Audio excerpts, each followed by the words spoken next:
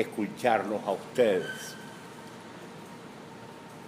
Quería que se suscitara hoy una conversación sobre lo que les ha impactado en la lectura de los diarios que seguramente ya han empezado a leer. El diario de Rafael Castillo Zapata, el diario de Ricardo Ramírez Requena, el diario de Sándor Márai. Quería que me comunicaran y le comunicaran a los compañeros sus impresiones personales acerca de esas lecturas. Pero antes de darle la palabra a ustedes, yo quiero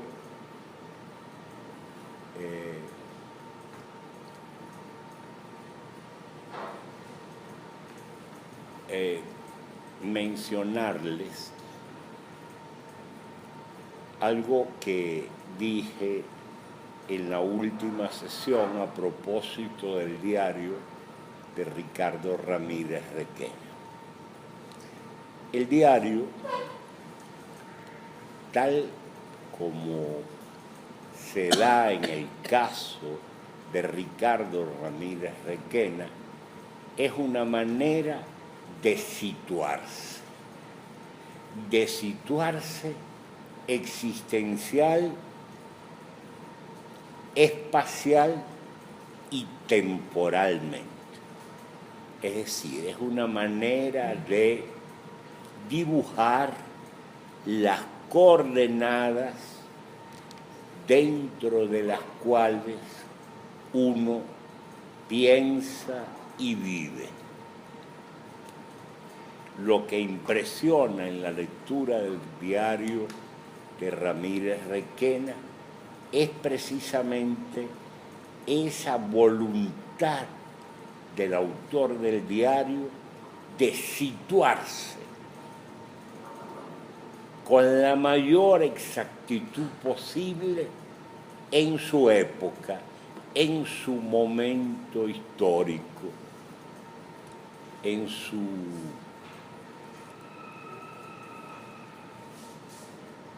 su espacio, porque en el diario de Ricardo está la presencia manifiesta de Caracas.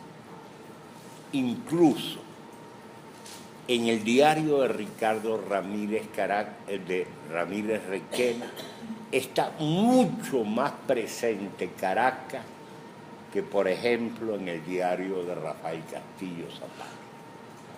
Y eso que Ricardo no es caraqueño, nació en el Táchira, en San Cristóbal, y su familia es tachirense.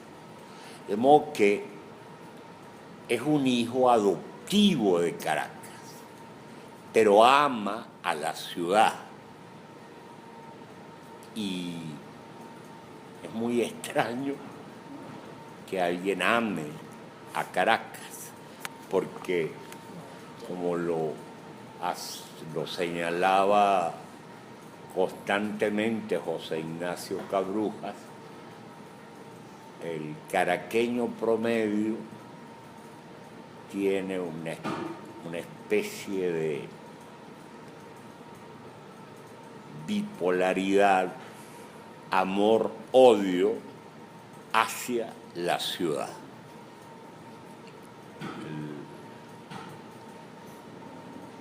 Caracas es una ciudad que maltrata mucho a sus habitantes, una ciudad agresiva y que puede resultar despiadada. En el diario de Ricardo, Caracas es una presencia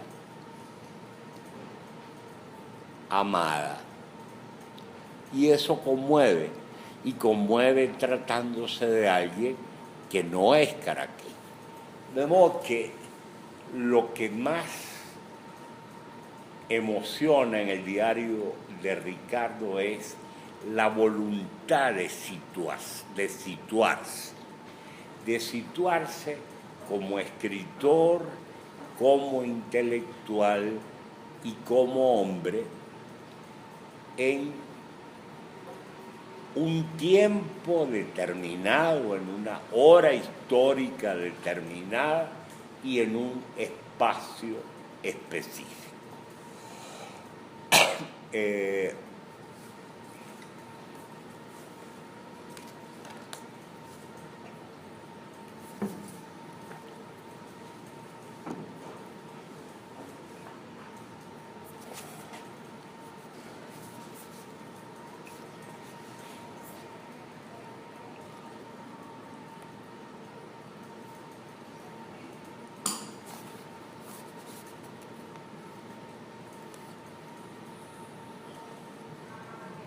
Vamos a ver si lo encuentro.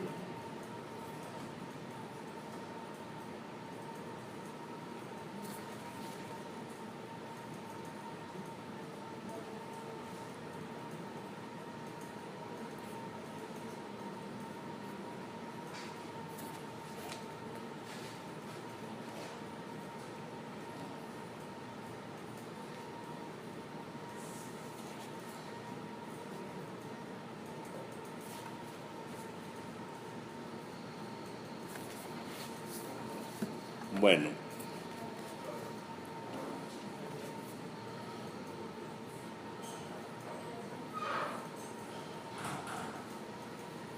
por ejemplo, el jueves 8 de agosto de 2013,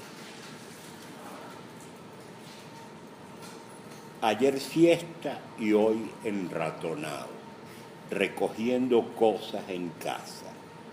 Hoy y mañana son mis últimos días en la librería Cálatos.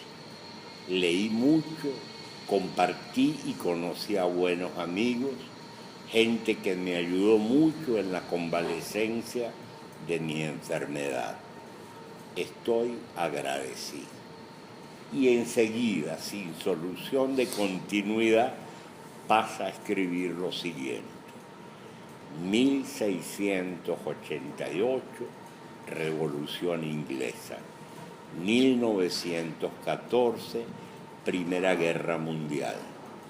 Dentro, dos periodos significativos. 1750, 1848 y 1848, 1914. Tres huellas centrales y transformadoras: Grecia, Roma; Provenza, Italia; Francia, Inglaterra, todas con vinculaciones esencialmente mediterráneas, romanas. Europa occidental es el Mediterráneo, incluso la Germania. ¿Cuál podría ser la próxima huella central y transformadora en Occidente, luego de la alemana de la modernidad en términos continentales y la estadounidense en términos atlánticos? En Estados Unidos empezará a cobrar fuerza la cultura hispana cada vez más y vemos la huella portuguesa en Brasil. ¿Cuáles serán los filósofos y pensadores de esta etapa? Hegel, Marx, Freud son hijos críticos de una tradición cristiana. Herejías cristianas, sectas laicas, como el cristianismo lo fue del judaísmo en sus inicios. Pero el cristianismo se transformó en imperio e integró todos los pueblos y culturas occidentales. El capitalismo, así como el comunismo, son hijos de él. El comunismo es la versión final totalitaria de un cristianismo sin Dios. El nazismo, su versión pagana. Y el capitalismo, siglo XVIII, 1688, 1789. Siglo XIX, 1776-1914, siglo XX, 1917-1989, siglo XXI, 1989 y una interrogación.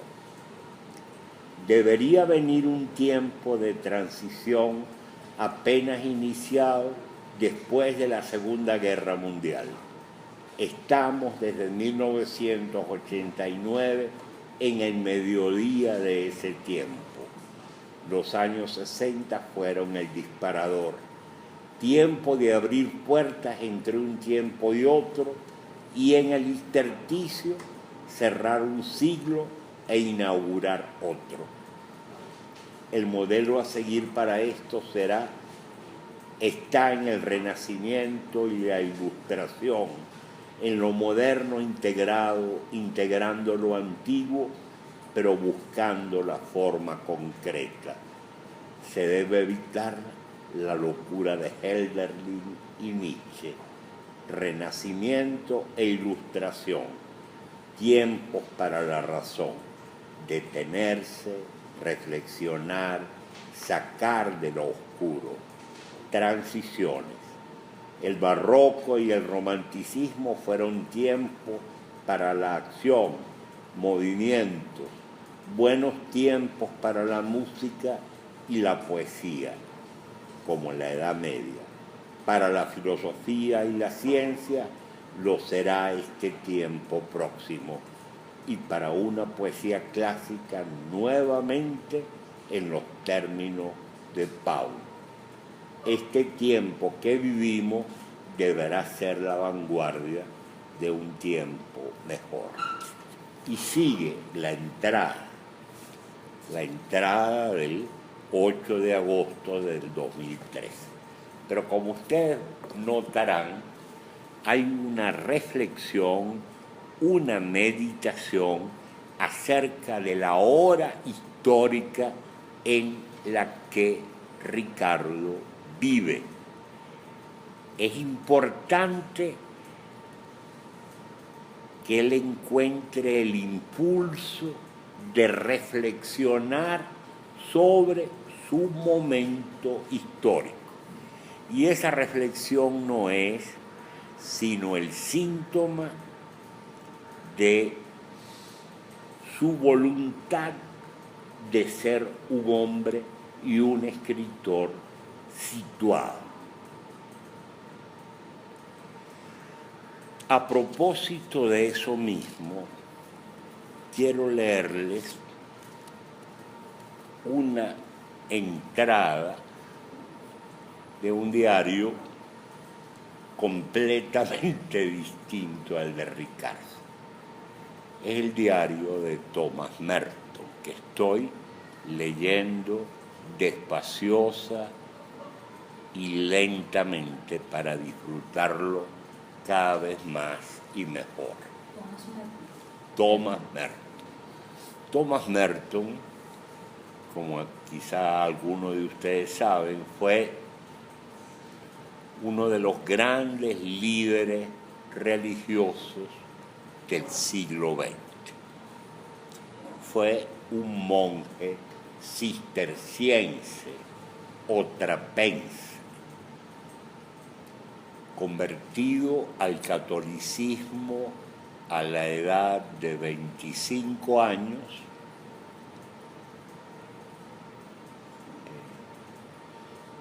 al poco tiempo de su conversión, entró al monasterio de Getsemaní en Kentucky, en los Estados Unidos. Y en el monasterio llegó a ser maestro de novicios. Fue maestro de novicios de Ernesto Cardenal. Fue amigo íntimo y confidente y tutor espiritual de Ernesto Cardenal cuando Ernesto estuvo de novicio en ese monasterio durante 2 años. Ernesto salió del monasterio por motivos de salud, pero la relación amistosa entre ellos continuó hasta que Merton murió. Merton fue un monje muy atípico, porque siendo monje fue un gran escritor, fue poeta, fue narrador, fue ensayista y fue conocido en el mundo entero por sus libros y escribió de temas no solo de espiritualidad, sino de temas políticos y sociales. Escribió a favor de los derechos de los negros estadounidenses, escribió contra la carrera armamentista, contra la intervención de los Estados Unidos en la guerra de Vietnam. Bueno, fue una personalidad religiosa muy relevante y murió de una manera absurda. En el año 68, en noviembre, viajó a Bangkok a participar en un congreso ecuménico de monjes cristianos y monjes budistas. Y una mañana en el hotel, inmediatamente después del baño, fue a prender, fue a enchufar el ventilador y se electrocutó.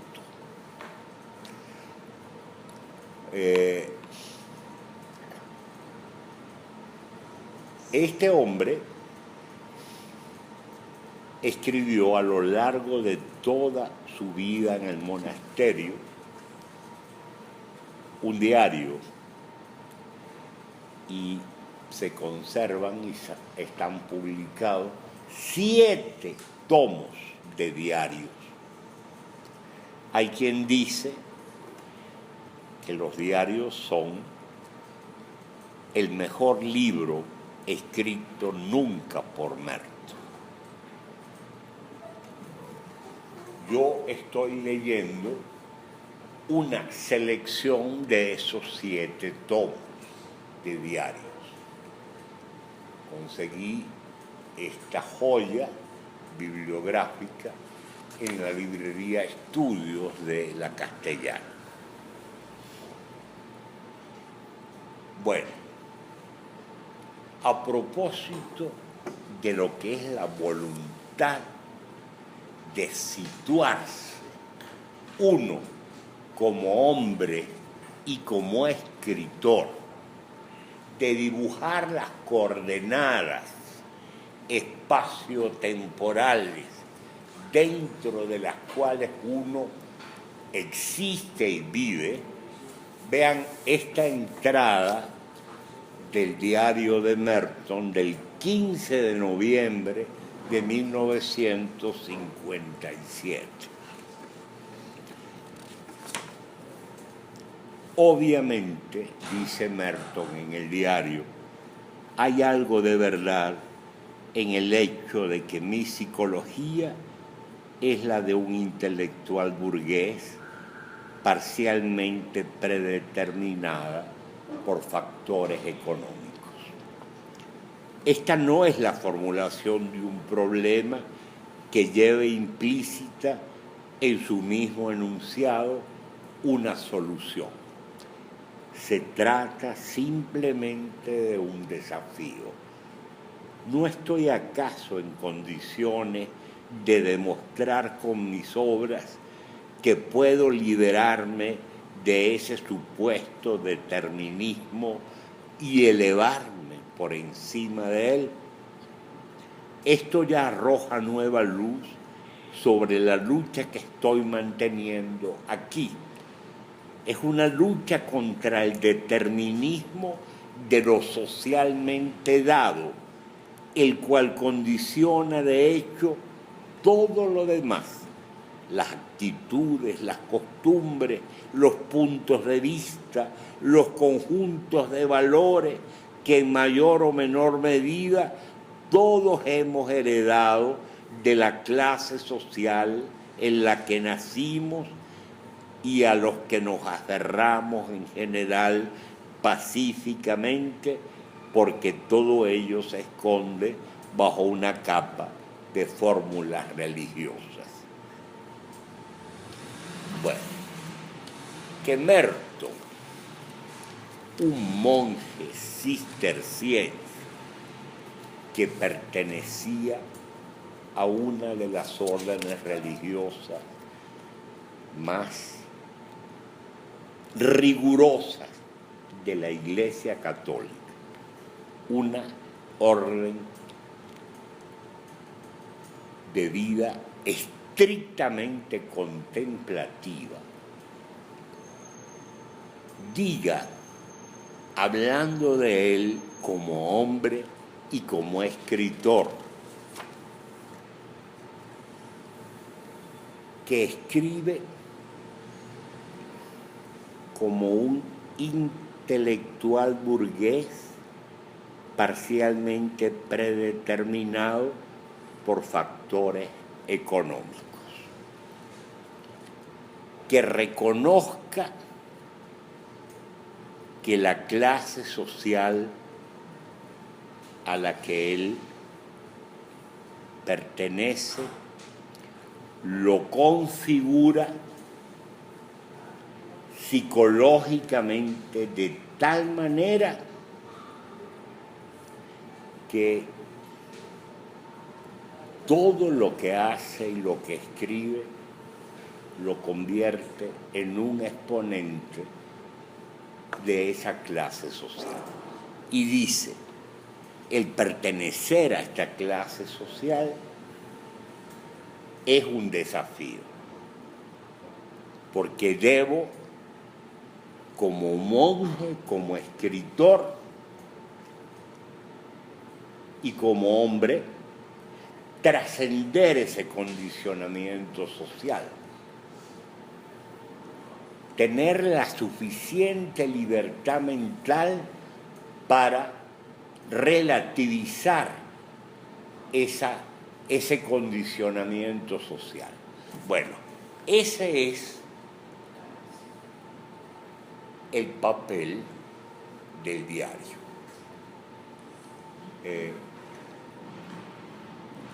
Hacer que un escritor se sitúe en su hora histórica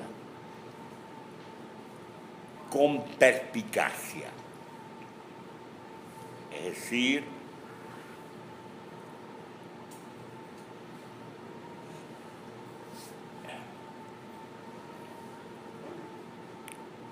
que dibuje en el diario las coordenadas mentales dentro de las cuales escribe, y que lo haga con esta sinceridad desgarradora que lleva a Merton a confesar en el diario que él escribe como un intelectual burgués, pero al mismo tiempo que busca trascender el hecho de ser un intelectual burgués, liberarse de ese condicionamiento social y mental y trascenderlo. Bueno, eso es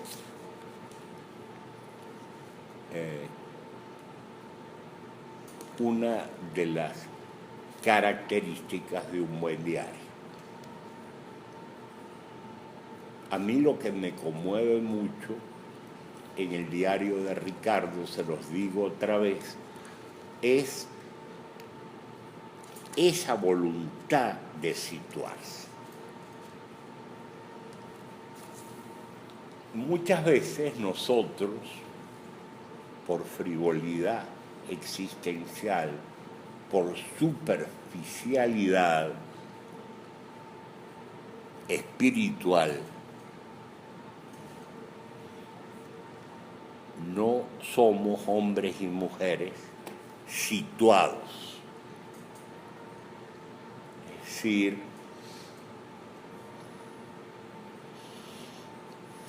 no sabemos cuáles son las coordenadas históricas dentro de las cuales nos movemos y cuáles son los condicionamientos sociales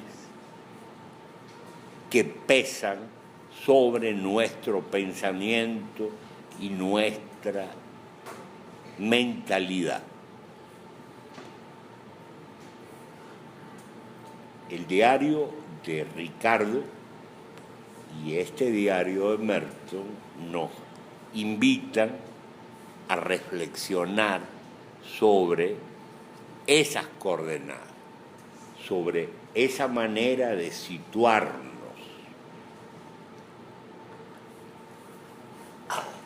Bueno, ¿hay alguna pregunta sobre esto? ¿Hay alguna? Adelante.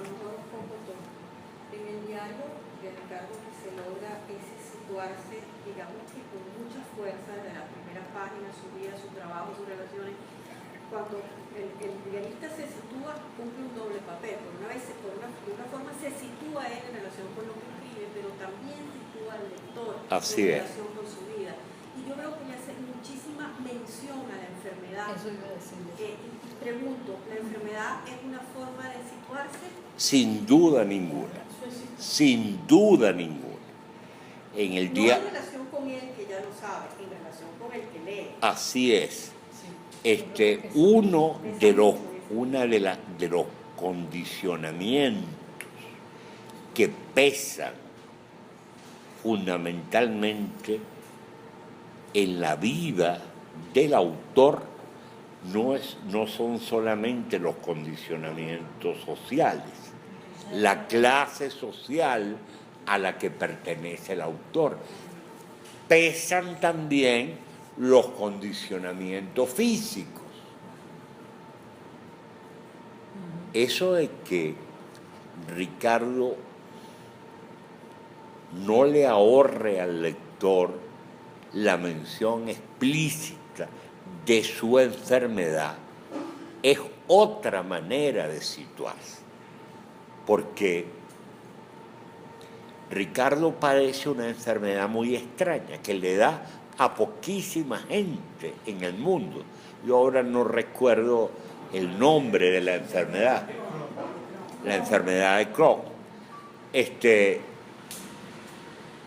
Y es una enfermedad que ha implicado para él largos tratamientos, hospitalizaciones, intervenciones quirúrgicas. Hay un post bellísimo de hace semana y media publicado por él, que a mí me conmovió mucho en Facebook, donde habla de cómo Blanca, su compañera, su esposa, lo cuidaba en la clínica y en la habitación de la clínica donde él estaba acostado, Blanca al lado suyo se llevaba la laptop para seguir trabajando en su tesis de doctorado. Por cierto, que hace semana y media presentó la tesis brillantemente y sacó sobresaliente. El comentario era precisamente porque ella había salido sobresaliente en la tesis. Así es. Entonces, todo eso forma parte de lo que es la vida mental del autor de un diario. Forma parte de su honestidad, de su sinceridad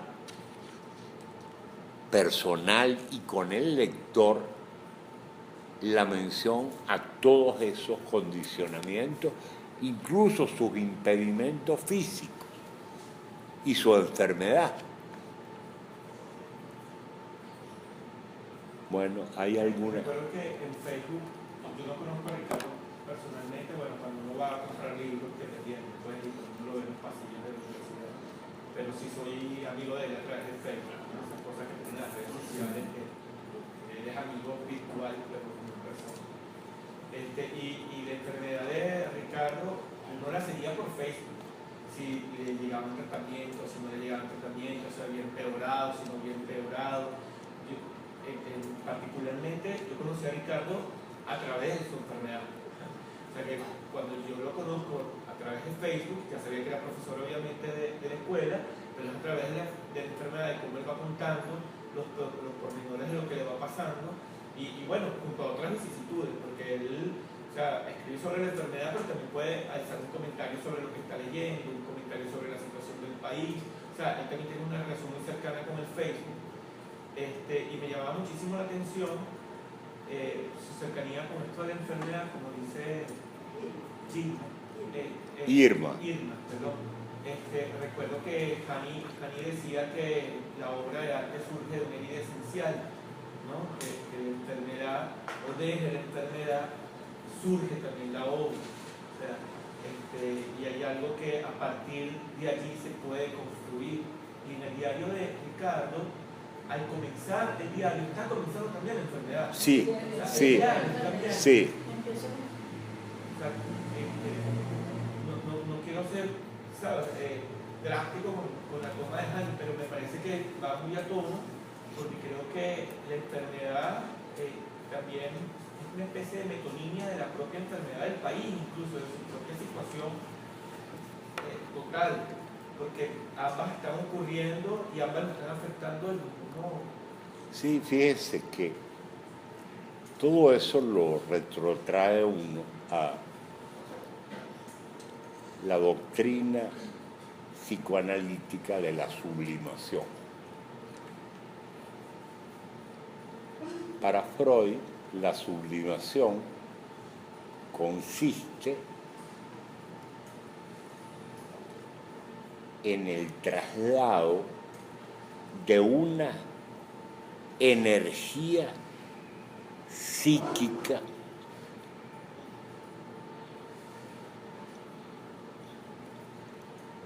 de un área determinada a otra. Es decir, a mí no me gusta mucho el término sublimación, prefiero hablar de transfiguración. Pero Freud ejemplificaba lo que él entendía por sublimación con el caso, para él paradigmático, de Leonardo da Vinci. Según Freud, la homosexualidad de Leonardo fue transfigurada, sublimada por él, trasladando esa energía erótica a el área de el arte y la ciencia.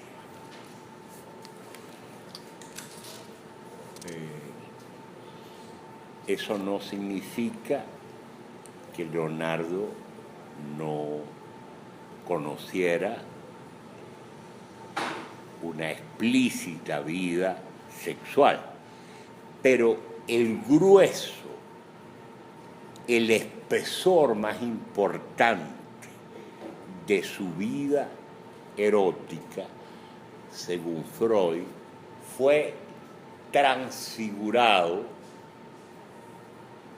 porque esa energía erótica se trasladó al área del conocimiento científico y del arte. para muchos psicoanalistas,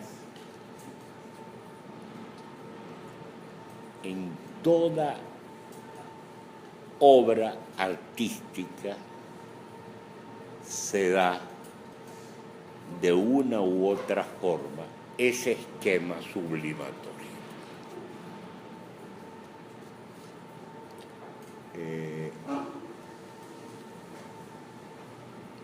Profe, y también como el diario de Carlos Ramírez, yo no había leído hasta cuando usted comenzó a leerlo, yo no lo había leído y bueno, en principio se lee súper fácil. O sea, Sí. parece que el tiempo corre más rápido con él que con Castillo.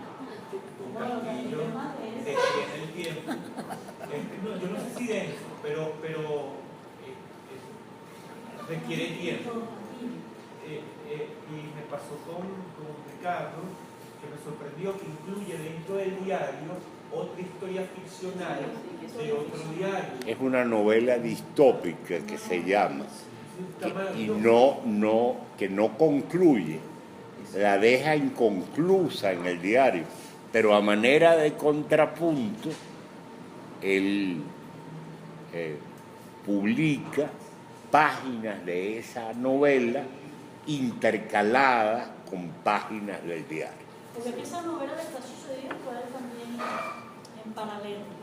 Hay días como que aparece dedicándole muchas horas a la novela y hay días que vuelve a centrarse en otro. Sí, pero también es un leitmotiv en lo de Rafael Castillo Zapata, porque él también está escribiendo una novela y está construyendo personajes. Pero Es diferente porque en el diario de Rafael nunca hay desarrollo explícito de esa novela que está escribiendo. Hay esbozos, hay pinceladas, hay bocetos de esas novelas que él quiere escribir. Pero en el diario de Ricardo hay páginas de esa novela explícita, intercalada en el diario. En el de Alejandro Oliveros también. Sí. También hay inserta pedazos de novela que supuestamente está escribiendo. Y hay algo súper cómico. Los dos estilos de escritura son completamente distintos. O sea, yo me imagino que el ejercicio del diarista en este caso es maravilloso porque por un lado escribe bastante lacónico, bastante preciso al escribir cuando está escribiendo sobre su propia vida, pero digamos, adorna mucho más el lenguaje, la sintaxis, el paisaje, o sea, es incluso hasta más bonito cuando habla de Ismael Casillo, no recuerdo cómo se llama el personaje ficcional, pero y me llama muchísimo la atención porque hemos hablado de que el diario también es un ejercicio de escritura, Sí. y aquí se trata de un doble ejercicio de escritura, que me parece interesante. Así es. Sí, en la novela hay más vuelo imaginativo y metafórico que en el diario.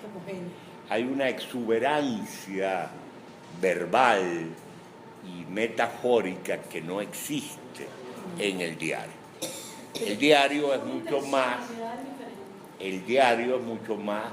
directo, conciso, por momentos lacónico.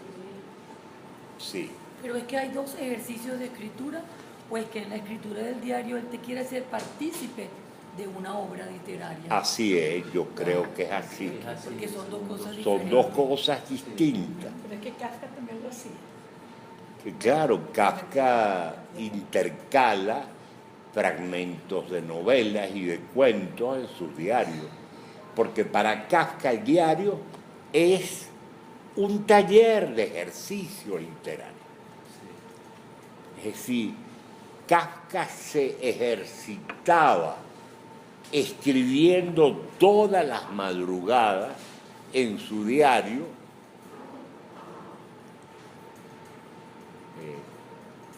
su obra literaria. Pero en el diario de Kafka es notoria la diferencia del estilo literario con relación a su diario. No, porque el estilo de Kafka es mucho más uniforme Y la intención era otra, porque Ah, ni sí. siquiera quiso que le publicara. La existencia de sus obras es una decisión, Póstuma, es la decisión de otro, así es. ni siquiera la suya, porque nunca publicó lo que realmente escribía para sí, o lo que es un ejercicio, ¿no? O sea, que es otra cosa. Pero tú crees, yo nunca he creído eso del todo. No sé porque no soy escritor, ¿no? Pero me parece que si Kafka, en el caso de Kafka o de cualquier otro escritor, no quisiera escribir, desaparece su obra. Lo que creo que quería escribir, lo que no quería era ser publicado. Sí, pero Bueno, una Kafka parte se de la leía obra, con pero sus ahora sí la amigos. Bueno, una gran parte. Y muchas personas, y o sea, sus amigos, sus cercanos, y le comentaba también sobre, por cartas a quien lo que estaba escribiendo. Es decir, que me parece que en ese asunto de que no quisiera que le publicaran, hay como algo entretejido, porque no despublica, porque dejarle a más la tarea. No, es una decisión, Deja eso como para que No sé es por una qué. decisión compleja, Bueno, es un misterio. compleja por decirlo menos, porque en Kafka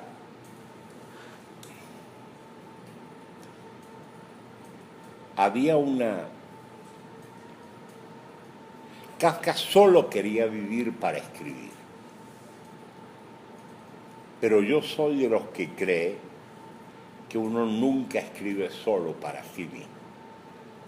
Implícito en el acto de escribir está siempre el ojo del lector.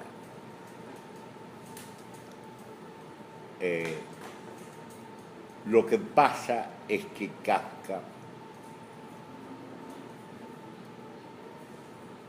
tenía la obsesión de la perfección literaria. Y al final consideró que todas esas páginas que había escrito no alcanzaban la perfección que ameritaba una obra definitiva. Y por eso le pide a Max Brod que queme todos esos papeles. Pero, como tú dices bien, Gabriel, Kafka le leía a Max Brod y a algunos amigos íntimos las páginas que escribía y las comentaba con ellos. Incluso ciertos textos narrativos de Kafka fueron publicados en su vida. Sí,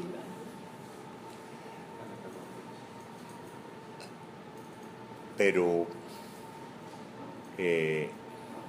al final privó en él ese perfeccionismo radical y casi delirante, que fue lo que suscitó esa petición a Max Brod de que quemara todos esos papeles inéditos, toda esa obra inédita. Y le debemos al buen sentido de Max Brod el haber conocido toda esa obra inédita de Kafka. Su conformismo le llevaba a hacer muchos finales de sus obras, justamente buscando la perfección. Y Brod hizo un gran trabajo también, decidiendo incluso qué finales iba a destinar para la obra póstuma publicada. Sí, fíjate que El Castillo, por ejemplo, es una novela inconclusa. Como tal, es una magnífica novela, pero es una novela inconclusa. Kafka la dejó inconclusa. Y uno recuerda un poco las cartas también de Mallarmé, cuando Mallarmé habla de escribir esta gran obra y se refiere constantemente a que está escribiendo la obra. Uno no sabe si por momentos se refiere a Elodías, pero una obra que nunca se termina por escribir escribirse, y eso también está bastante presente en la literatura de la modernidad, la intención de hacer la obra, de escribir el gran libro, de esa perfección literaria, de hacer esa perfección literaria que es inacabable en sí misma, porque yo creo que, como usted dice, profe, él lo estaba escribiendo, o sea, probablemente lo hubiese vivido 10 años más, hubiese seguido escribiendo 10 años más. O sea, uno recuerda a Benjamin, no sé yo, a Barbour, o sea, hay una cantidad de escritores que se han desplegado en la intención de escribir un libro inescribible, interminable. O sea, y por ejemplo, con el Castillo pasa muchísimo que uno tiene la sensación de que la obra, más allá de que no está culminada, también queda abierta. O sea, de que ya forma incluso parte de su propia constitución de obra el hecho de que ella no esté acabada. Sí, es cierto. Es cierto. Por lo menos el hecho de que esté inconclusa deja abierta la puerta a múltiples interpretaciones de la novela.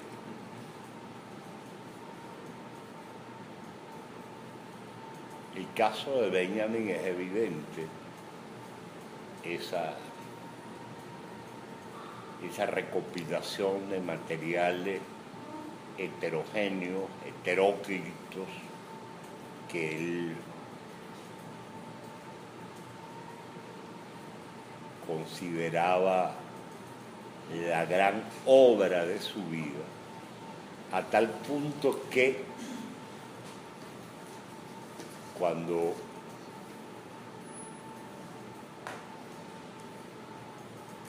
lo detienen en la frontera franco-española,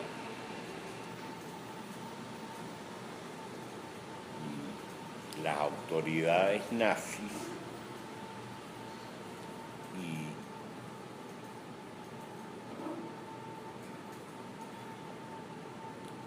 y él intenta escapar hacia España y muy fatigosamente, porque era asmático, empieza a caminar a pie hacia la frontera.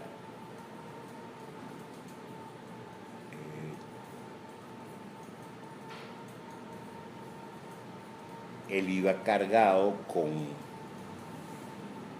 un bolso lleno de estos papeles de su obra magna. Y el acompañante le dice que por qué no deja ese bulto, ya que le pesa tanto y le cuesta tanto caminar.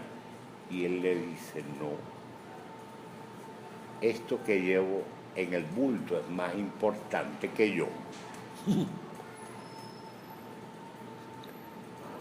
Menos mal que él había dejado copia mecanografiada de esos papeles en París, y póstumamente se encontraron, porque el bulto que él llevaba en la frontera desapareció. De hecho, cuando llegan a la frontera, las autoridades españolas dicen que no puede pasar hacia España, que tiene que regresar, y regresar a la Francia ocupada por los nazis. Él, un judío, en el primer pueblo francés donde pasa esa noche, decide suicidarse. Bueno,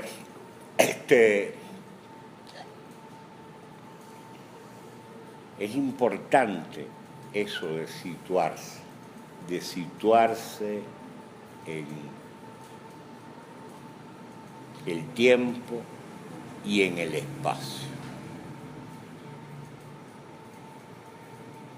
Eso nos debe convidar, nos debe invitar a cada uno de nosotros, aunque no seamos escritores, a tratar de situarnos como hombres y mujeres en el tiempo y en el espacio. Rafael insiste mucho en la parte de su edad, al cumplir sus 50, y desde la perspectiva de esa cima de los 50, él ve hacia atrás, cuando va hacia atrás, de su niñez, no se refiere mucho a su niñez, pero las pocas entradas que tiene, referida con su niñez, siempre la hacen referencia a lo que estoy viviendo hoy, como era antes. Y sus relaciones interpersonales también muy marcadas por esta edad, donde ya no soy un joven, donde la proximidad De la vejez sí, y de la vejez, decrepitud. de la decrepitud, y también la proximidad de una eventual pareja erótica, ya no me ven igual, ya el rol que juego no es el mismo en una eventual pareja, ya tengo que entender, o sea, ese condicionamiento de la edad en el diario de Rafael está muy Sí, es verdad, eso, muy presente. así Como el es. equivalente a la enfermedad. Bueno, es otra forma de Fíjate que ahorita, por eso es que es importante estas clases, porque metodológicamente, cuando ya la ubicas pérdida de la que como condicionamiento, pues haciendo el análisis ya más técnicamente literario, es cuando uno se da cuenta cómo surgen los condicionamientos.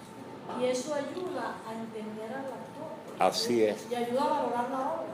Y nos ayuda a entendernos a cada uno de nosotros. Pero claro, Así es. entonces es muy importante esos criterios de evaluación. Sí, sí. Porque yo leí la obra de Rafael y me di cuenta de eso y yo tomé nota. Pero tomé nota para hablar con él cuando lo quiera y preguntarle por qué se posicionaba de sus 50. Bueno, es un posicionamiento. Es una cosa tan impresionante en el diario de Rafael. Él llega a afirmar sin tapujos, sin ambajes, sin rodeos, que probablemente la vida que le espera de ahora en adelante, a la mitad de la década de los 50 años, es una vida de soledad. Es decir, que él no va a conocer la experiencia de una pareja erótico-afectiva.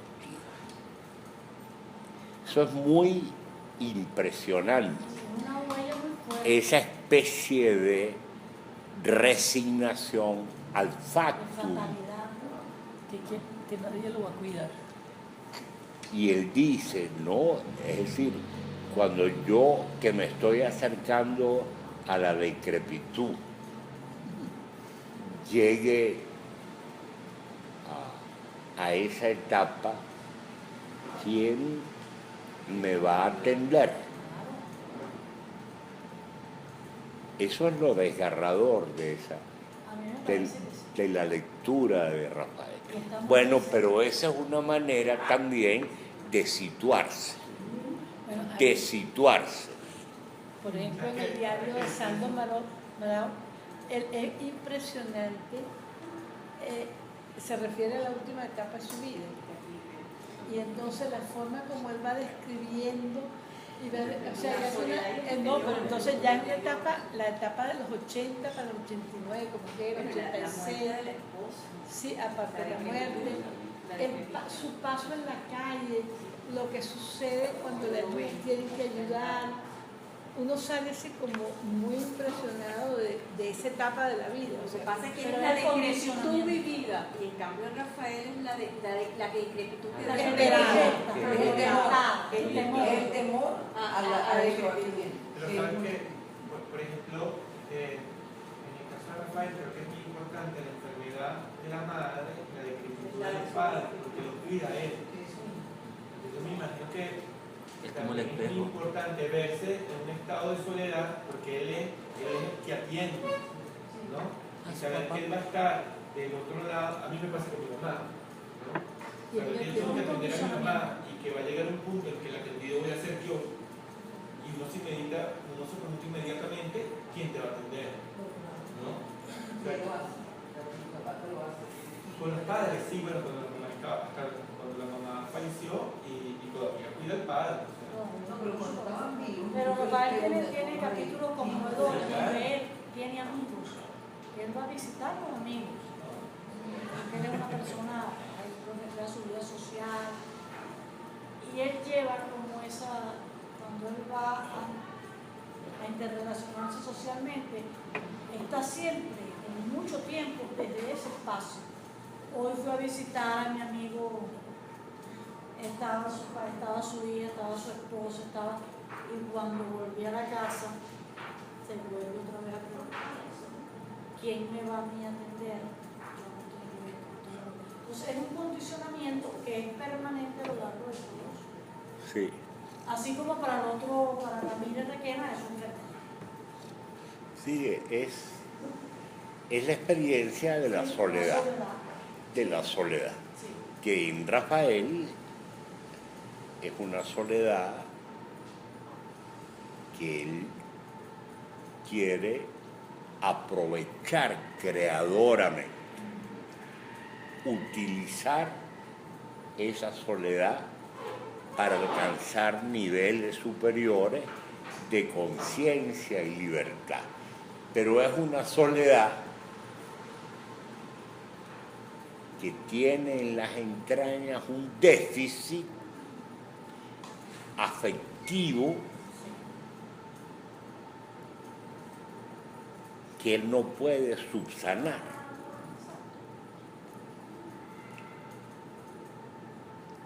Es como en la sublimación o la transfiguración freudiana. Es verdad que hay un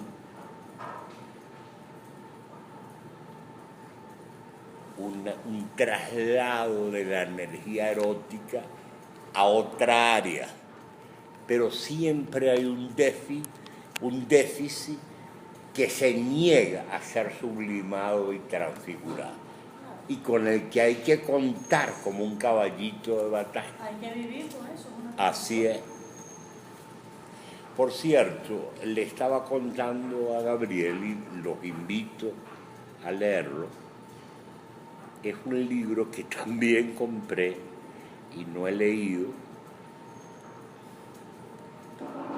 de Roland Barthes, que se llama Diario del Duelo. Del Duelo. Del duelo. Es el diario que Barthes escribió a raíz de la muerte de su mamá. La presencia materna en el caso de Barthes fue determinante en su vida. La presencia de la madre fue psicológicamente decisiva en su existencia. De modo que la muerte de la madre representó para él una catástrofe. Y este diario es el diario de su duelo, el duelo que él tuvo que emprender y elaborar a raíz de la muerte de la madre. Porque es un diario top. Sí, así es. Es un diario dedicado exclusivamente a ese tema. Interesante. Allá lo tengo en la casa. Cuando termine de leer otras cosas, ¿Y lo compraste aquí? lo compré en estudios de la Castellana. A lo mejor está, allá habrá ejemplares.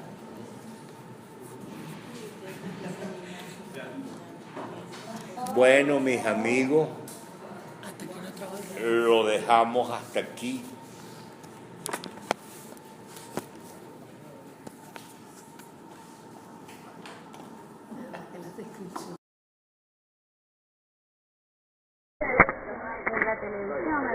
Pues sí, con los micrófonos. Es que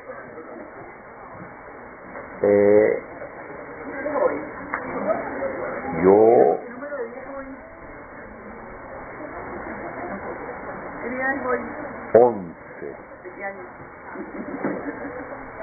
Viernes 11.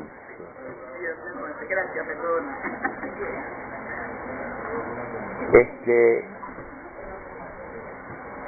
Pidiéndoles disculpas, creo que una vez más vamos a tener una clase más breve de lo normal, porque aquí donde me ven yo ando con una enorme gastritis y anímicamente tampoco me siento muy bien. Desgraciadamente a usted les tocó en suerte un profesor de salud muy frágil. Estoy guapeando, estoy aplicándome la vieja y noble palabra castellana que es aguantar.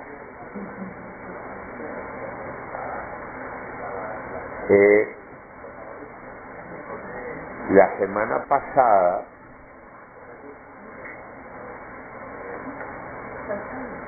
nos internamos en la vía purgativa, que es la primera etapa del trayecto místico. Habíamos hablado de que la vía purgativa tiene como punto inicial la atención, luego la espera y en tercer lugar el deshacimiento. De la atención y de la espera creo que hablamos suficientemente en las últimas dos sesiones. Voy a refrescar algunas cosas que dijimos acerca del deshacimiento. El deshacimiento es un momento crucial de la vía purgativa.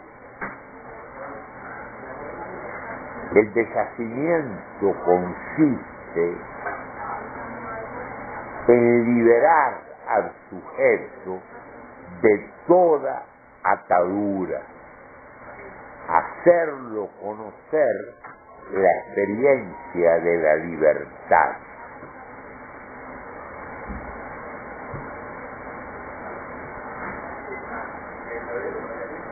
La doctrina budista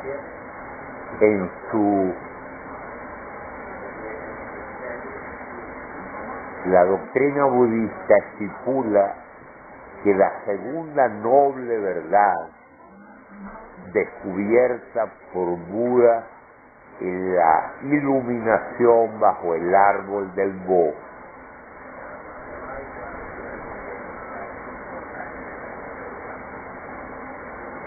la segunda noble verdad postula, según el budismo, que la única manera de que el hombre se libere del sufrimiento omnipresente en la vida humana es liberándose también de el deseo, el apego y la ignorancia. Vamos a dejar de lado el deseo y el apego momentáneamente, porque ya nos tocará hablar del budismo en su momento. Vamos a fijarnos en el apego. Justamente el deshacimiento busca liberar al hombre del apego, de la esclavitud ante las cosas, llámense cosas materiales, llámense cosas espirituales o psíquicas, que en resumidas cuentas esclavizan al sujeto.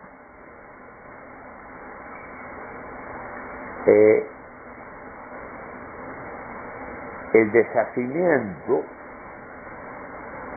busca dotar al sujeto de un espacio inédito de libertad que le permita acceder al contacto con el absoluto. Erich Fromm, el gran teórico de la psicología contemporáneo, escribió un libro célebre que se llama El miedo a la libertad. Y es que pocas cosas le dan al hombre más miedo que la libertad.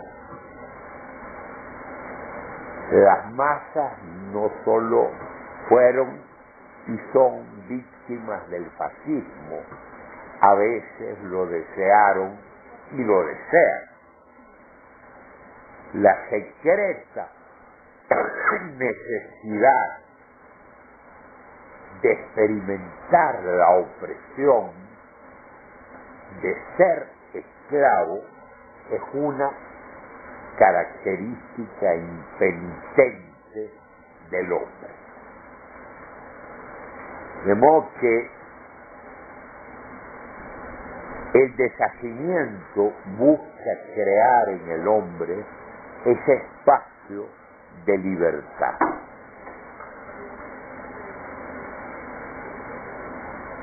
Ese espacio de libertad creado por el deshacimiento implica vaciarse de toda obsesión por la posesión de los objetos. Cualquier clase de objetos, no solo materiales, sino psíquicos y espirituales. Uno puede ser esclavo de un cliché, de un estereotipo, de un lugar común. Y hay muchísima gente sierva, en el peor sentido de la palabra, de los estereotipos, los lugares comunes y los clichés. Ese vacío que crea el deshacimiento, el vacío de toda obsesión por poseer compulsivamente los objetos,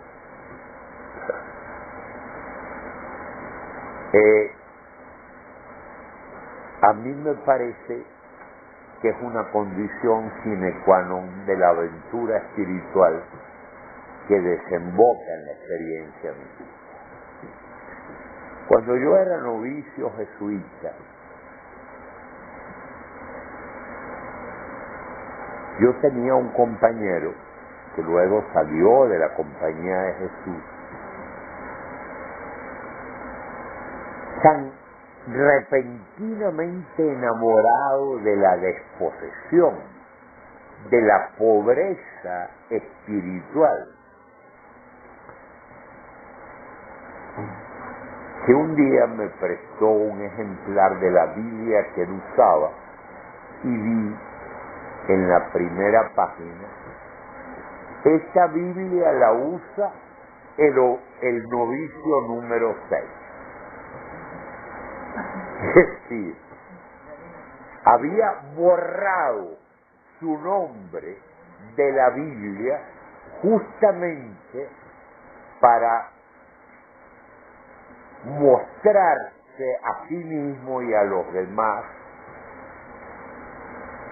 que estaba desposeído de sí mismo y que además estaba desposeído de todo bien, material, espiritual o físico.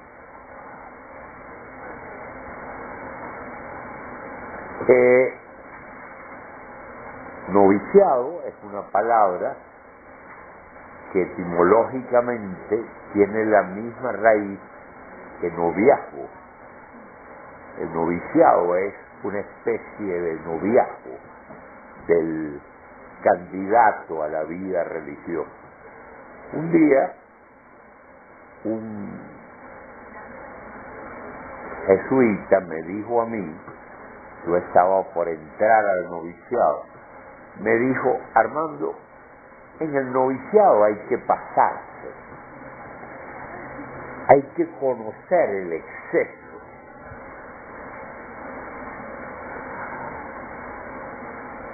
A mí se me quedaron grabadas esas palabras que al principio no entendí.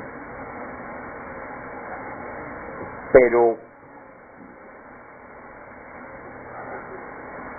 viendo lo que Bernardo había colocado en la Biblia, entendí esa desmesura propia del novicio, propia del novio, con respecto a la pobreza.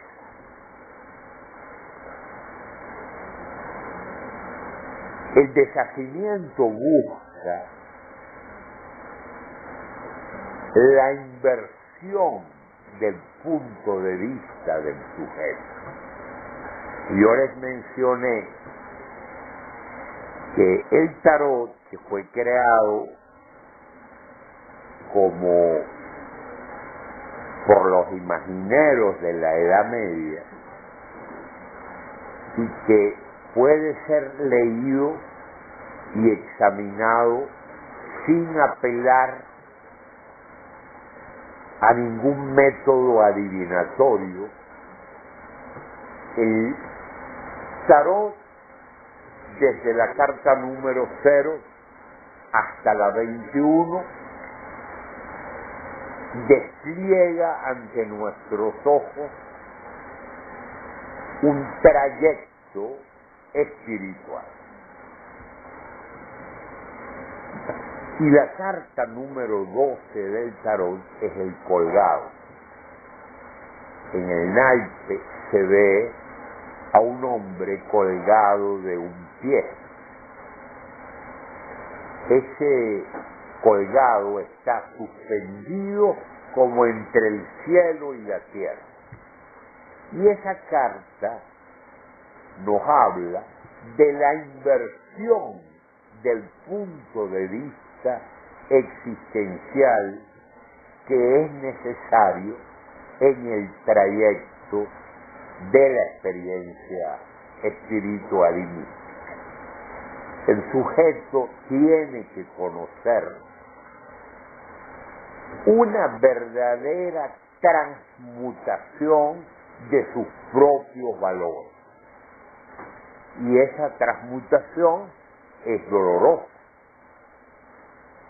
De modo que la noche oscura del espíritu y del sentido de San Juan de la Cruz, más allá de los excesos que ha podido cometer San Juan, las deudas que él pagó con el neoplatonismo, con el pitagorismo, con los gnósticos, más allá de su cercanía con la concepción del mundo como valle de lágrimas, del cuerpo como cárcel del alma. Pero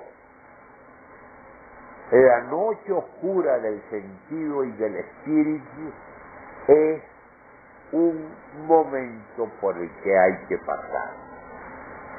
En esa noche dolorosa se experimenta el meollo de la vía purgativa. La transmutación de los valores del sujeto.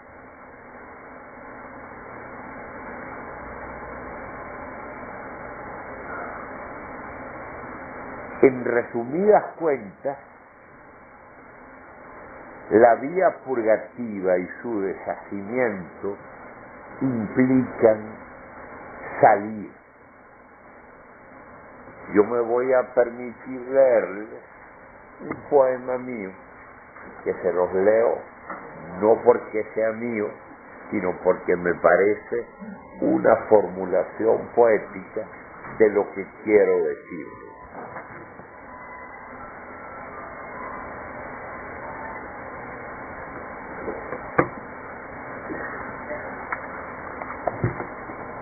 Salir, que era un epígrafe de San Juan de la Cruz, que dice: salí sin ser notada.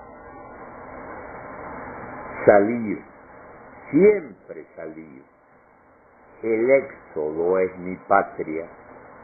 Encontrarse saliendo una y otra vez del hogar esclavizante.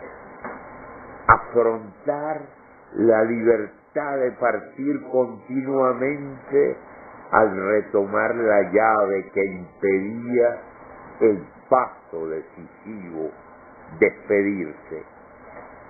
Que la casa se transforme en campamento a desmantelar cada mañana.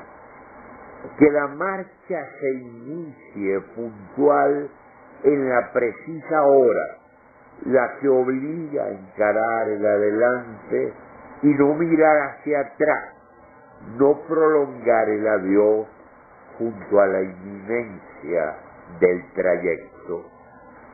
Jugar la apuesta cifrada por el ir permanente en perseverante riesgo. Abdicar del poder que acumula lo individual encerrado en un glóbulo monádico y lo social establecido.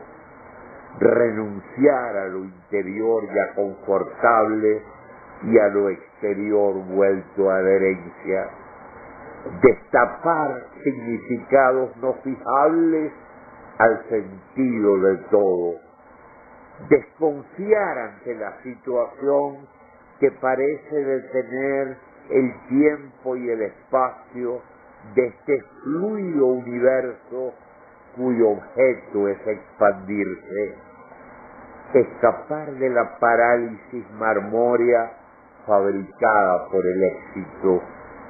Preferir más bien la elástica materia del fracaso con la que se puede moldear una figura fugitiva de la gloria. Ella aligera el equipaje. Alejarse del dogma intransitivo. No atender a la fórmula matificada como límite de la constante expedición que amplía la verdad. Arriesgarse al nomadismo de la mente, el que descubre las infinitas aperturas de un cuerpo, de un texto, de un momento, de un paréntesis monótono, de un clausurado círculo. No proyectar lo imprevisible, imitar la sobreabundancia trascendente que penetra hasta el tuétano este mundo, pero no sedentariza en él su plenitud, invitando a la perpetua búsqueda. Mas el deseo central que explica la salida, su auténtico móvil, su horizonte, es, a semejanza del autoolvido de Dios, quien creó fuera de él otra realidad diferente a la absoluta, tan solo para dársele el abandono de sí mismo en el amor.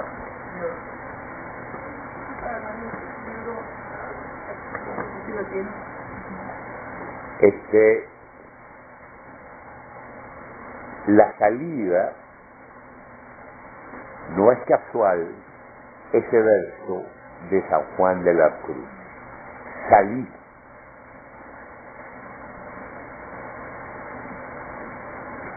La imagen simbólica del éxodo que conduce a Israel al desierto que tiene que atravesar para llegar a la tierra de promisión. Todo eso forma el mismo conjunto simbólico. El deshacimiento busca que el sujeto conozca el desierto, ese desierto de la desposesión, ese desierto del vacío, ese desierto de la libertad.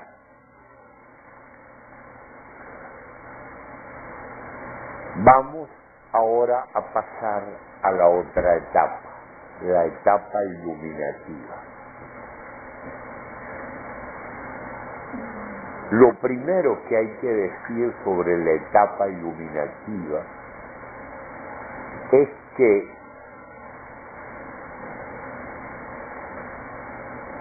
el trayecto hacia la experiencia mística no implica saber más, implica solo sentir de una manera cualitativamente nueva. Ignacio de Loyola, en su castellano zarrapastroso del siglo XVI, dice en el libro de ejercicios: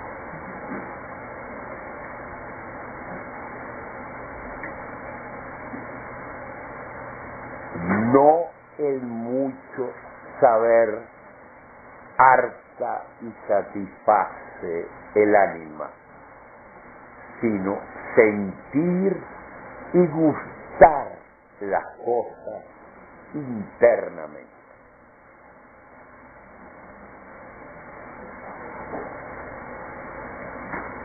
No se trata de saber más,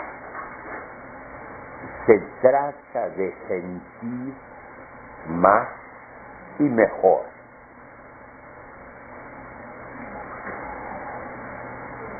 En el hombre podemos decir que hay dos componentes que interactúan, pero son distintos: eros y logos. Eros es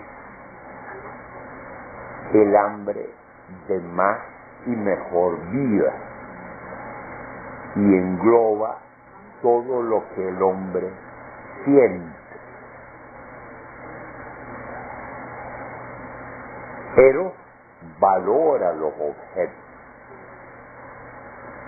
los sopesa. Logos es la parte discriminatoria, racional. Lo ideal es que haya un equilibrio entre eros y logos, pero a estas alturas de la historia ya está más que demostrado, sobre todo después de Freud y el psicoanálisis, que quien en última instancia decide en la vida humana es Eros.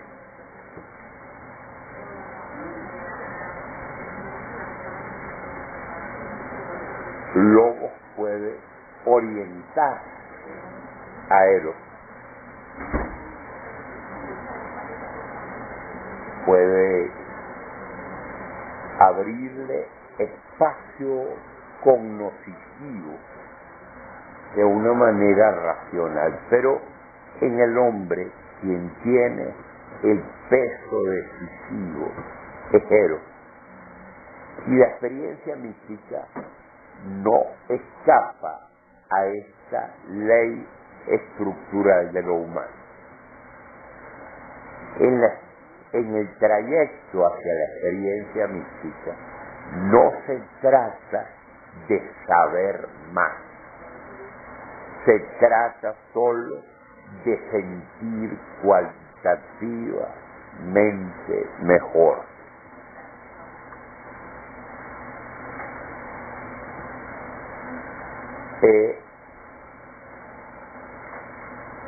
La formación jesuítica, yo, perdonen estas confidencias, pero que me parecen ilustrativas, a mí me dejó como herencia que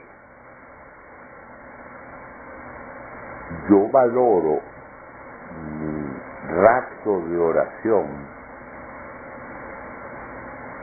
no por lo que intelectualmente ese rato de oración me aportó,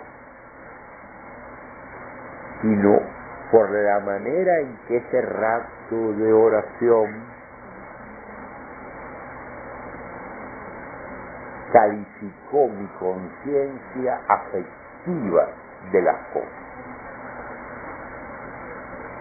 Si la oración me aporta, aunque sea un átomo de una nueva manera de sentir la realidad, la oración está lograda. No se trata, por lo tanto, de saber más. Este es un poema de San Juan de la Cruz, a lo mejor ustedes lo conocen. Entréme donde no supe y quedéme no sabiendo, toda ciencia trascendiendo. Yo no supe dónde estaba, pero cuando allí me vi, sin saber dónde me estaba, grandes cosas entendí. No diré lo que sentí, que me quedé no sabiendo, toda ciencia trascendiendo. De paz y de piedad era la ciencia perfecta, en profunda soledad, entendida, vía recta. Era cosa tan secreta que me quedé balbuciendo, toda ciencia trascendiendo. Estaba tan embebido, tan absorto y ajenado, que se quedó mi sentido de todo sentir privado y el espíritu dotado de un entender no entendiendo, toda ciencia trascendiendo. El que allí llega de vero, de sí mismo desfallece, cuanto sabía primero, mucho bajo le parece, y su ciencia tanto crece que se queda no sabiendo, toda ciencia trascendiendo. Cuanto más alto se sube, tanto menos se entendía que es la tenebrosa nube que a la noche esclarecía. Por eso quien la sabía queda siempre no sabiendo, toda ciencia trascendiendo. Este saber no sabiendo, este tan alto poder, que los sabios arguyendo jamás le pueden vencer, que no llega su saber a no entender entendiendo, toda ciencia trascendiendo. Y es de tan alta excelencia aqueste sumo saber, que no hay facultad ni ciencia que la puedan emprender. Quien se supiere vencer con un saber no sabiendo, irá siempre trascendiendo. Y si lo queréis oír, consiste esta suma ciencia en un subido sentir de la divina esencia. Es obra de su clemencia hacer quedar no entendiendo toda ciencia trascendiente. Bueno, una vez más, no se trata de saber intelectualmente, se trata de sentir, un sentir inédito en el que consiste la verdadera ciencia que la experiencia mística aporta.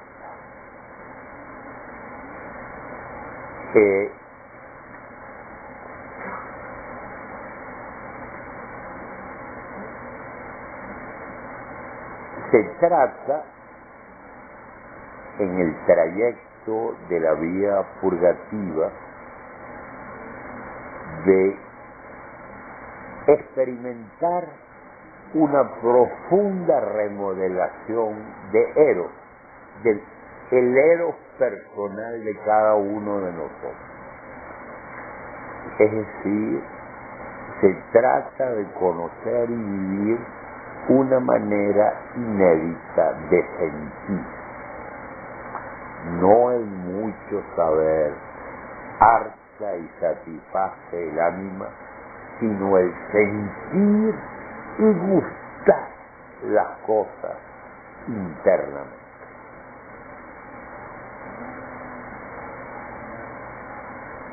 Lo que todos los autores espirituales advierten es que intelectualizar la experiencia espiritual comporta un peligro gravísimo. De hecho, ese es uno de los grandes peligros que acechan mi vida espiritual personal.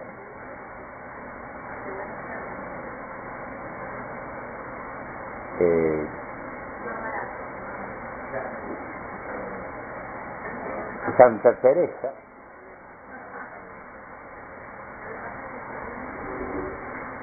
dice que en la cuarta morada, ustedes recuerdan que el trayecto espiritual para Teresa se compone de 7 moradas, desde la más exterior hasta la más interior.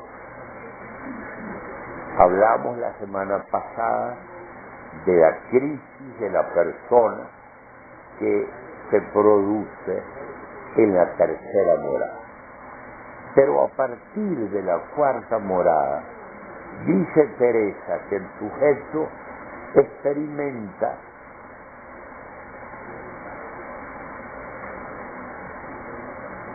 dos tipos de alegría, dos tipos de placeres. Primero, lo que ella llama los gustos, y después lo que ella llama los contentos. ¿Qué son los gustos? Los gustos son el placer que experimenta el sujeto al considerar ciertas verdades,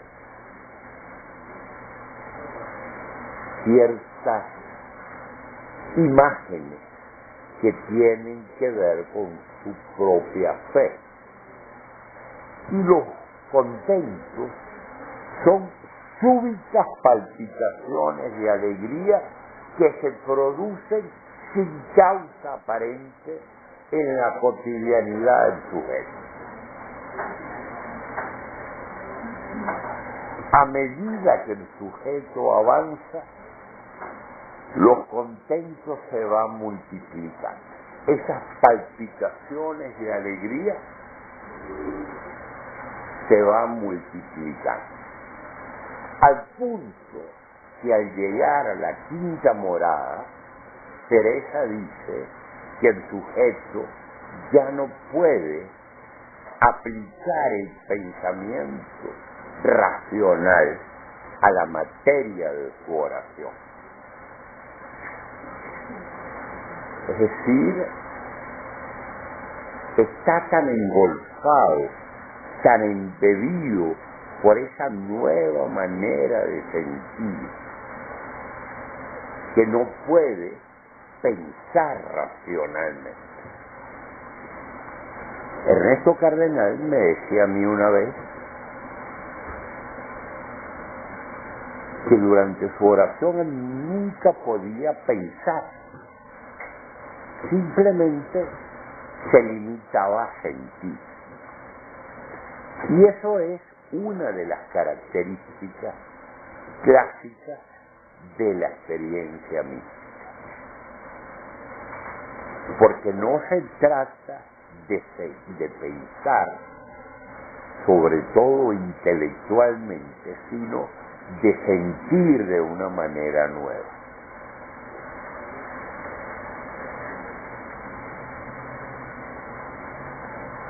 Todo esto conduce, desemboca en la unificación del sujeto. Es decir, ¿cuál es el paradigma de la vía iluminativa al que hay que atender? El cifrado en la palabra monje. Monje es una palabra que viene del griego mónaco, que significa solo. Pero anterior a mónaco está la palabra mono, que significa uno. No se trata de ser un monje. Hace mucho tiempo que yo estoy orgulloso de ser un laico y me repugna toda aura de clericalismo en mi vida y en la vida de los demás. Pero monje, como paradigma, como arquetipo, nos habla de la unificación que experimenta el sujeto después de acceder a la vía iluminativa.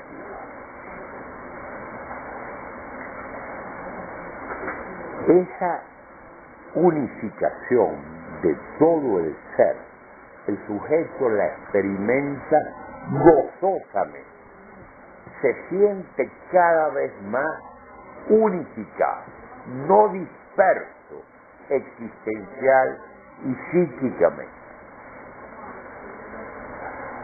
Y esa unificación comporta, involucra un proceso gradual de simplificación. La simplificación no tiene nada que ver con la simpleza, tiene que ver con la simplicidad. Tomás de Aquino formulaba que la contemplación es el gusto simple de la verdad.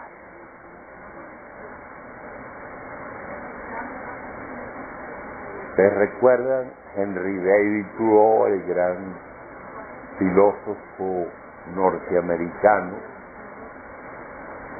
Él tenía una consigna que la repite en Walden muchas veces: simplifiquemos, simplifiquemos, simplifiquemos.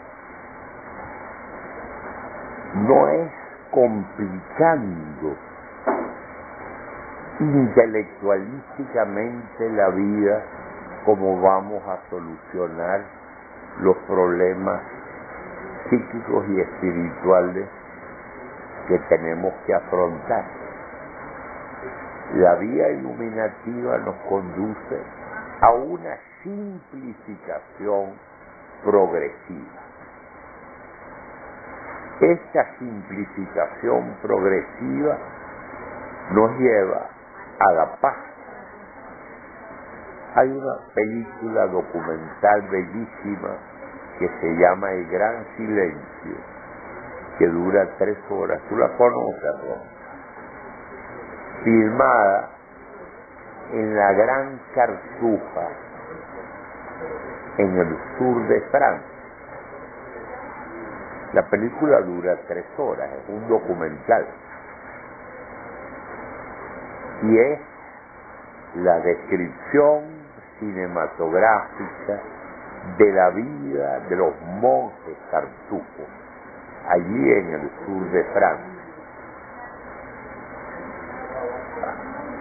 Los cartujos representan la orden religiosa católica más rigurosa.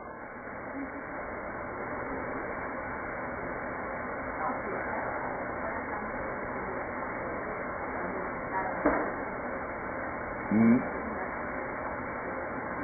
una cosa que llama poderosísimamente la atención al ver la película es que la cámara se detiene durante unos 10 minutos frente al rostro de los 12 monjes que viven en esa comunidad.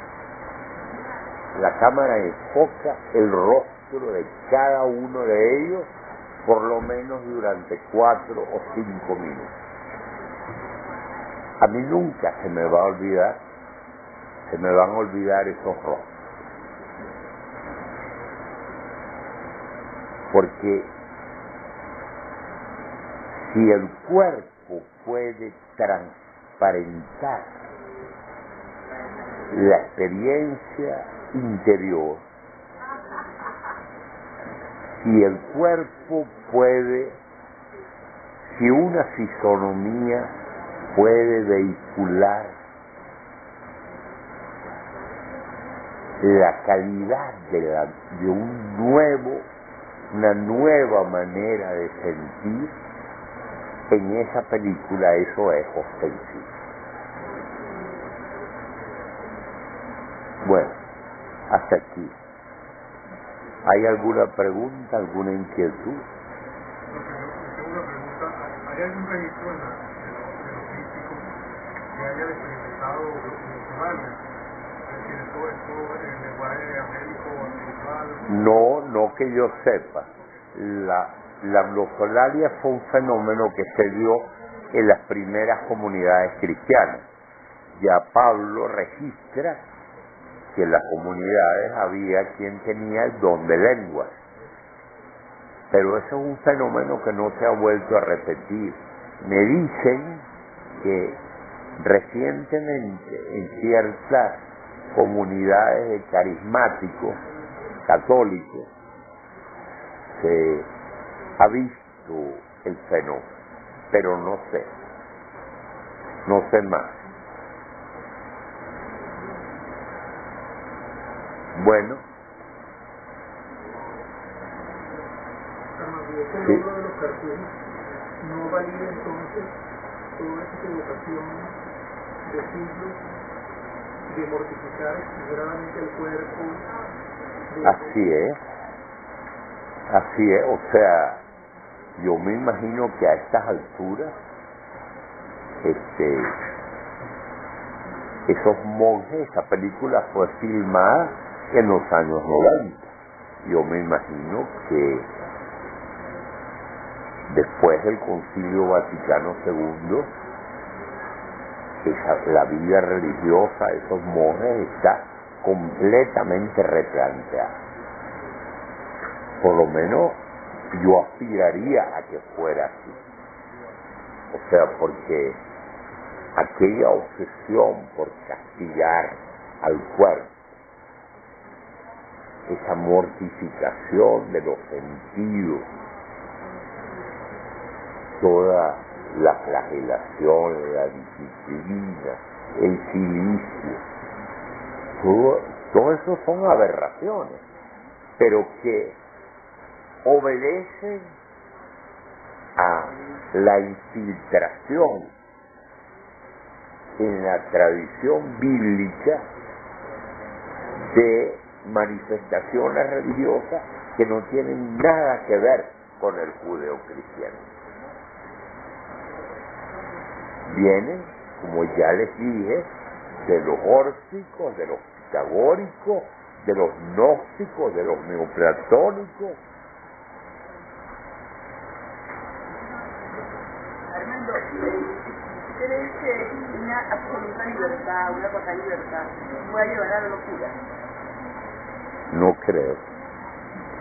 Porque yo tuve oportunidad de apreciarlo, pienso que algo de libertad en Goa, en India, que yo, bueno, hace muchos años, más de 30 años, esto, que no había ninguna contención para ninguna persona, o sea, no había dedo apuntando a nadie. Pero era una comunidad de quienes.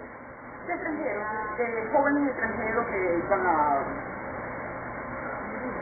a vivir, a pasarla bien simplemente, porque no estaban con un guru, no, a vivir egoísticamente. Y mucha gente es lo que quiere. Pues, por supuesto, pero una cosa es la libertad y otra cosa es el desafuero, la desmesura. O sea, creo que esto es el caso de esa gente. Pues sí. En los años 60 todos fuimos más o menos tocados por el fenómeno hippie y el fenómeno de la liberación sexual. Y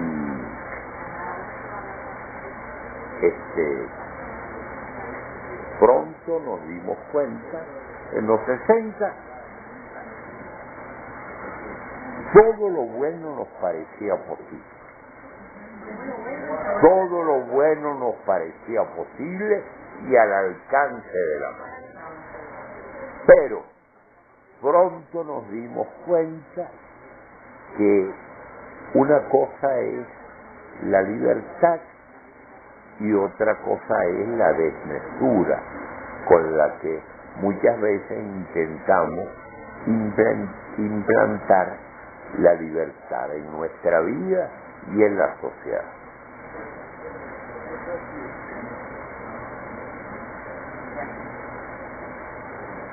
Sí, adelante, María Eugenia. El Gran Silencio es un cineasta alemán, pero no recuerdo el título. La semana que viene te lo digo. Se consigue, ¿cómo no? Tardó 15 años porque pidió permiso, no le daban el permiso y de pronto le llega una carta diciéndole 15 años después que podía firmar.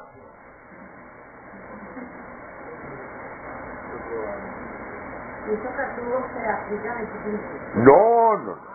No, para nada, o sea, en la película no aparece para nada ni la mortificación, ni la disciplina, ni el silicio. Es una vida centrada en el silencio orante. Por eso la película se llama El Gran Silencio. Pero hay un contraste bien interesante cuando ellos tienen ese día libre. Que pueden hablar y pueden... Sí. ¿No puede decir que la película en ese momento es día libre? No, para nada. Fue hecha... Así es. No, fue hecha en el día a día de la vida. No sé cuántos días fueron. Bueno.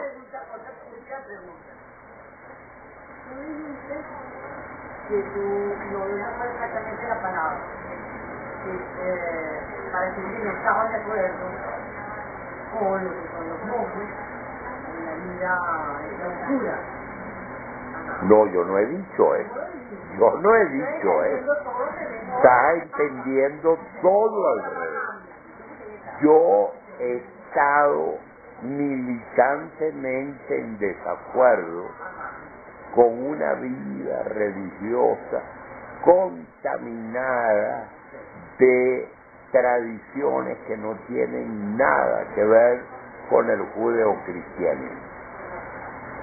La vida religiosa que implica mortificación de los sentidos, castigo del cuerpo, menosprecio de la materia, con esa vida.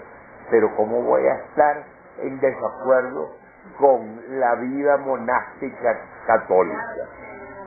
O sea, el carisma de la vida monástica siempre ha existido y siempre existirá en el cristianismo.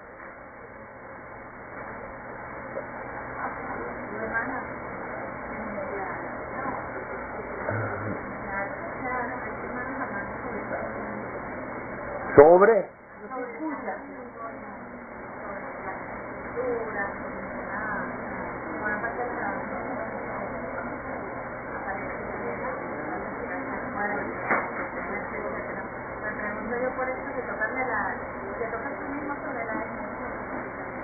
la desmesura,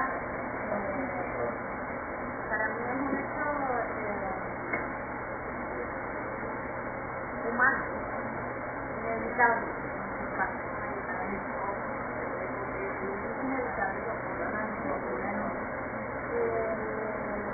Supongo que uno mismo y de la Santa X se dice hasta aquí, pero realmente a lo mejor eso se lleva como a todos los límites o como a esta locura.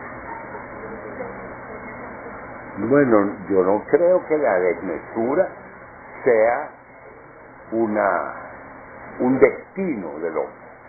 Creo que la disciplina puede adiestrarnos en una libertad no desmesurada. ¿Y cuál es el límite? Que la disciplina de la libertad implica no dañar a nadie ni dañarse a sí mismo. Eso es lo que judeocristianamente es el límite de toda libertad. Así es. Bueno, hasta aquí pues.